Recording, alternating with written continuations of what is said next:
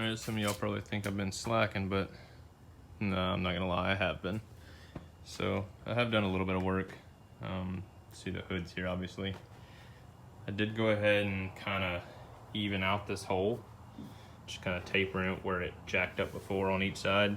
This still has to be smoothed out. I'm not gonna worry with making this perfect because you're not gonna see this hole until you open the hood. So I am gonna smooth it out to where it's not visually easily able to tell the difference, because I'm quite OCD, and if no one else notices, I'll notice that this side tapers out more than that side or some crap like that. It'll bug me.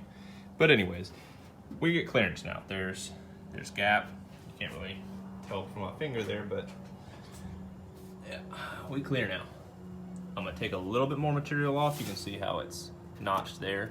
There's a little bit more lip there. You can see where that rough line is from the nibbler running. I can take it all the way to that with the grinder or DA, whatever you want, not DA, but the die grinder or the angle grinder with a flat disc.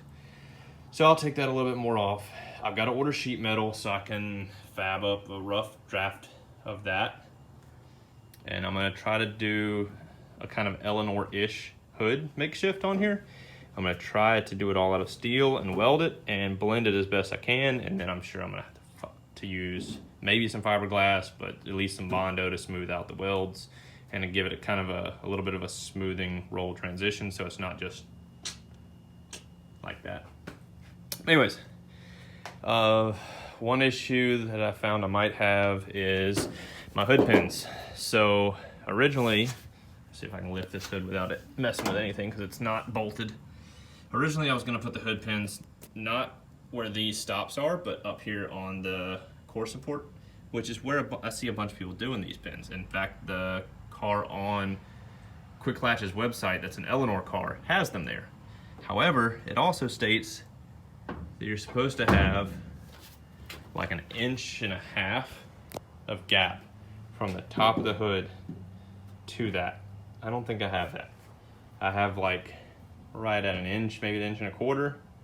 The smaller ones require 1.25 inches, but they say that car is using their QL 50s, not their QL 38s, which is 38s is their small ones, 50s their big ones. I think it's millimeter.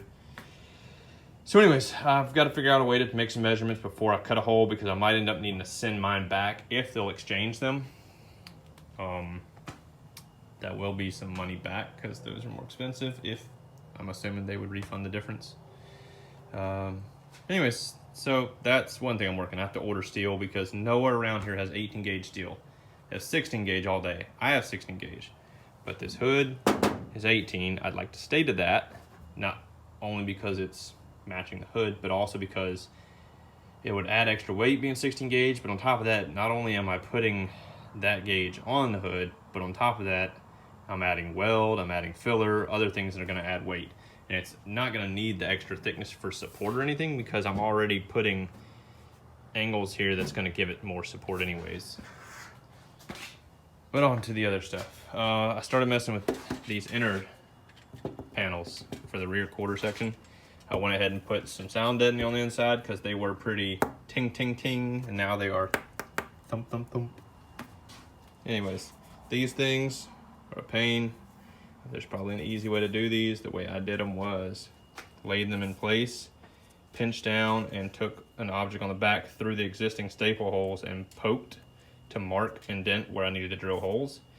Drilled holes, which this is like a ribbed material, so there's gaps. So some of these, the drill bit just flies through. Others, you had to actually drill through the little tin, whatever the hell this little sheet metal stuff is.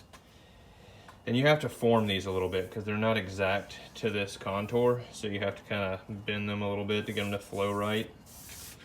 And hopefully I did them decent enough. I think the original ones, they were bent inward. I bent them outward just because it was easier, because I could take a vice grip and clamp the middle of the staple in underneath to hold it tight, and then just take needle nose and flex them out. But they seem to hold good and they seem to flow right. And I've already got this one in, and I got the weather strip that MPD sent me installed on the inside of this door. It fits, and it fits tight. The outer one, not so much. I have pictures I took of it, but I had to knock it back out. Yeah, it was really tight. I don't know why it was so tight, but yeah, it was really tight. It wouldn't even roll all the way up. And to get it back down, it ripped that. So it was sloppy just like the old one. But the inner one fit tighter, so I don't know. I don't understand. The gap seems to be decent for where it needs to be. I don't think that's the issue. I think it's just that was not being held against the door. So they were held in like these, which I have the window up now. I'm not gonna roll it down. There's a pitch to get down and back up to begin with because these fit loose. But yeah, see how these fit? You can see the clamp or the pin. I mean, they're not supposed to be that loose, and they are. So anyways, this panel on the inside is placed. And I got the little screw up there and got the felt on, and the window does roll up and down smoothly, decently. And this fits nicely all the way down. I don't know if I welded the hole down here. There's a screw hole down at the bottom. I don't know if I welded that back when I was plugging all random holes in the car, but I just ran a self-tapper through that to pinch this tight against the carpet because it'll help hold it a lot better than trusting that, I don't remember what this is called. Whatever that bead material is, pinch seal, shit, I don't remember. It's like a pinch weld, gasket, overlap, whatever you want to call it. Anyway, so the one issue I ran into is this. Granted, it's sitting a little high, but that is nowhere near centered. So when I take my new fancy billet goodness and I place it, there's a hole at the top. On top of that, let's see if I can push this out of this. There we go. On top of that, you have this piece. It can't go on. It hits the bottom. So yeah. So I can notch this out bigger to clear this hole, but then I'm still gonna have a gap showing at the top. And the only way I see of fixing that is to get another plate, a centering ring type deal.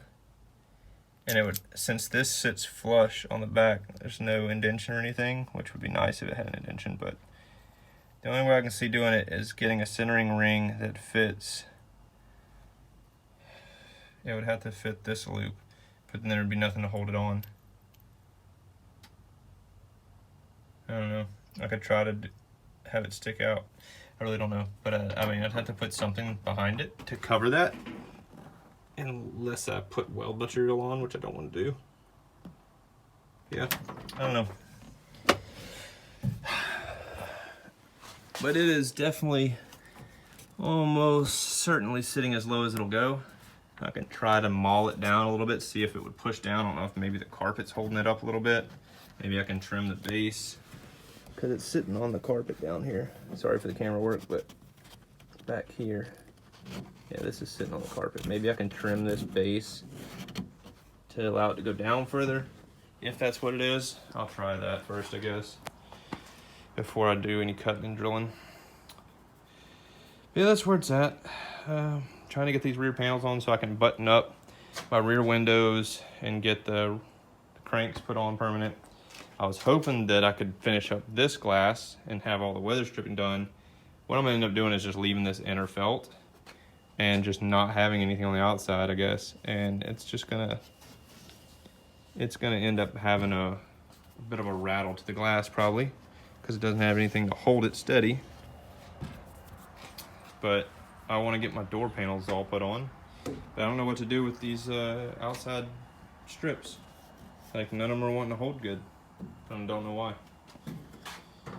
A couple other things I don't get with this car that are somewhat confusing. My door gaps and everything, like this, wasn't an issue before I put weather strip on. Now it's like sticking out crazy. Same thing down here. Look how much stick out that is. Nuts.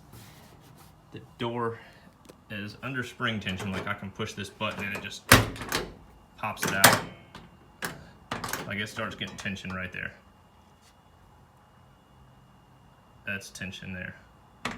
And I have to like slam this door pretty much.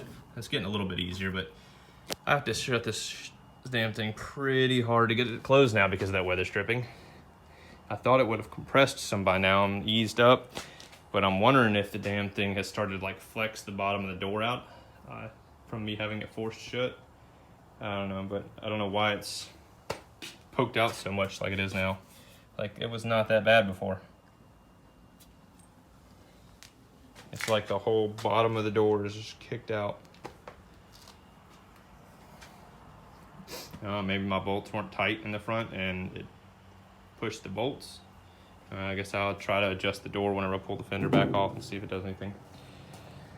But anyways, so that's where it's at. The car's been running good. I've been driving it here and there. For whatever reason, it seems like it's still running a little rich, but it's driving way better than it was.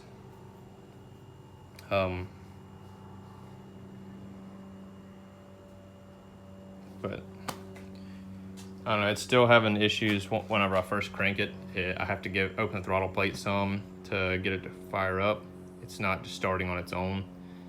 I think it's getting too much fuel, but I'm not positive, so I've got to figure out how to adjust that and play with it. Maybe the fuel prime is too much. It's got a fuel prime timer and multiplier and so on, a couple things you can tune. I just don't know how the fuel prime and the pre-start injectors work. I don't know if adjusting that fuel prime just affects it priming the fuel pressure, or if that also affects the throttle body spring and fuel for first start as well. So just things to play with on this tuning of this car and tuning with Holly. I haven't done it much. I've just piddled around in it. I did download the software for the laptop and just kind of played around in it just to see where stuff is. But just different things I need to adjust. I want to get this thing where it fires up like a new car. You just turnkey, it starts up no problem on its own.